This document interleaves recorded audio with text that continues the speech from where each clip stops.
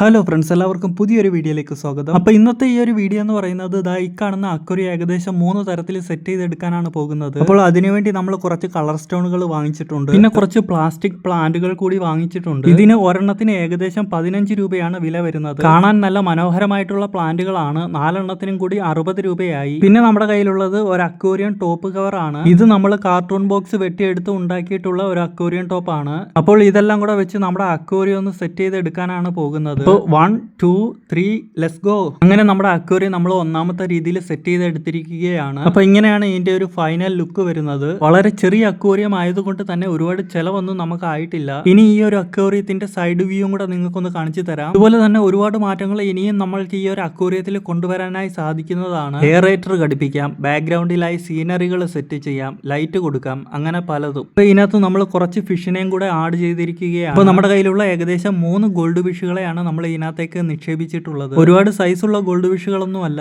തീരെ ചെറിയ ഗോൾഡ് ഫിഷുകളാണ്. കുറെ നാളുകളായിട്ട് നമ്മുടെ കയ്യിൽ കിടക്കുന്ന ഫിഷുകളാണ് ഇതൊക്കെ. ഇനി നമ്മൾ നമ്മുടെ രണ്ടാമത്തെ രീതിയിൽ അക്വേറിയം സെറ്റ് ചെയ്ത് എടുക്കാനാണ് പോകുന്നത്. അപ്പോൾ അതിനുവേണ്ടി കുറച്ച് ബ്ലാക്ക് സ്റ്റോണുകളാണ് എടുത്തിരിക്കുന്നത്. അപ്പോൾ നമ്മുടെ രണ്ടാമത്തെ രീതിയിൽ നമ്മൾ അക്വേറിയം സെറ്റ് ചെയ്ത് എടുത്തിരിക്കുകയാണ്. അപ്പോൾ ഇങ്ങനെയാണ് ഇതിന്റെ ഒരു ലുക്ക് വരുന്നത്. അപ്പോൾ ഈ സ്റ്റോണുകൾ എന്ന് പറയുന്നത് നമ്മുടെ കയ്യിൽ നേരത്തെ മുതൽ ഉള്ള സ്റ്റോണുകളാണ്. അപ്പോൾ ഈ ഒരു അക്വേറിയത്തിന്റെ സൈഡ് വ്യൂ ആണ് ഇനി കാണിക്കാനായി പോകുന്നത്. ആദ്യം കാണിച്ച സ്റ്റോണുകളെ അപേക്ഷിച്ച് ഈ സ്റ്റോണുകൾക്ക് ഇച്ചിരി വലിപ്പം കൂടുതലാണ്. അതേപോലെ തന്നെ ഇപ്രാവശ്യം നമ്മൾ നിക്ഷേപിച്ചിട്ടുള്ള ഫിഷുകൾ എന്ന് പറയുന്നത് കാർപ്പുകളെയാണ്. ഒരുപാട് വലിപ്പം വെക്കുന്ന ഫിഷുകളാണ് കാർപ്പുകൾ. അതുകൊണ്ട് തന്നെ ഇതിനകത്ത് പെർമനന്റ് ആയിട്ട് നമുക്ക് വളർത്തിയെടുക്കാനായി സാധിക്കുകയില്ല. ഇതിപ്പോ ഷോയ്ക്ക് വേണ്ടി മാത്രമായിട്ട് ഇട്ടിരിക്കുന്നതാണ്. ഇനി നമ്മൾ നമ്മുടെ മൂന്നാമത്തെ രീതിയിൽ നമ്മുടെ അക്വേറിയം ഒന്ന് സെറ്റ് ചെയ്തെടുക്കാനാണ് പോകുന്നത്. അപ്പോൾ അതിനുവേണ്ടി നമ്മുടെ കയ്യിൽ ലൈവ് പ്ലാന്റുകളൊന്നും ഇല്ലാത്തത് കൊണ്ട് ഈ ഒരു സാധനമാണ് എടുത്തിരിക്കുന്നത്. പിന്നെ നമ്മൾ എടുത്തിരിക്കുന്നത് എന്ന് പറയുന്നത് കുറച്ച് ചരൽ മണ്ണാണ്. ഒരു നാച്ചുറൽ ലുക്ക് കിട്ടാൻ വേണ്ടിയിട്ടാണ് ഇത് രണ്ടും നമ്മൾ എടുത്തിരിക്കുന്നത്. അങ്ങനെ നമ്മൾ നമ്മുടെ മൂന്നാമത്തെ രീതിയിൽ അക്വേറിയം സെറ്റ് ചെയ്ത് എടുത്തിരിക്കുകയാണ്. ചെറിയ രീതിയിൽ വെള്ളത്തിന് ഒരു തെളിച്ചക്കുറവുണ്ട്. ചരൽ മണ്ണ് ഇട്ടതിന് ശേഷം വെള്ളം ഒഴിച്ചപ്പോൾ വെള്ളം ചെറുതായിട്ട് കലങ്ങിയിരുന്നു. പിന്നെ ഒരു ദിവസം മുഴുവനായി നമ്മൾ ആ വെള്ളം ഒന്ന് ക്ലിയർ ആവാൻ വേണ്ടി വെച്ചിരുന്നു. ഇനി ഈ ഒരു അക്വേറിയത്തിന്റെ സൈഡ് വ്യൂയും കൂടെ നിങ്ങൾക്കൊന്ന് കാണിച്ചു തരാം. സൈഡിലൂടെ നോക്കുമ്പോൾ നിങ്ങൾക്ക് മനസ്സിലാവും ഈ ഒരു വെള്ളത്തിന്റെ തെളിച്ചക്കുറവ്. ഏകദേശം 0 കോസ്റ്റിൽ നിങ്ങൾക്ക് ഉണ്ടാക്കിയെടുക്കാവുന്ന ഒരു അക്വേറിയം സെറ്റപ്പ് ആണ് ഇത്. ഇനി ഇതിനകത്ത് നമ്മൾ കുറച്ച് ഫിഷിനെയും കൂടെ ആഡ് ചെയ്യാനായി പോവുകയാണ്. അപ്പോൾ ഇപ്രാവശ്യം നമ്മൾ ആഡ് ചെയ്തിരിക്കുന്നത് കുറച്ച് സീബ്രാസിനെയും ടെട്രാസിനെയും ആണ്. അപ്പോൾ ഈ ഒരു ഫിഷും കുറെ കാലമായിട്ട് നമ്മുടെ കൈവശം ഉണ്ടായിരുന്ന ഫിഷുകളാണ്. കുറച്ചൊക്കെ ചത്തുപോയി, കുറെയൊക്കെ ഇപ്പോഴും നമ്മുടെ കൈവശമുണ്ട്.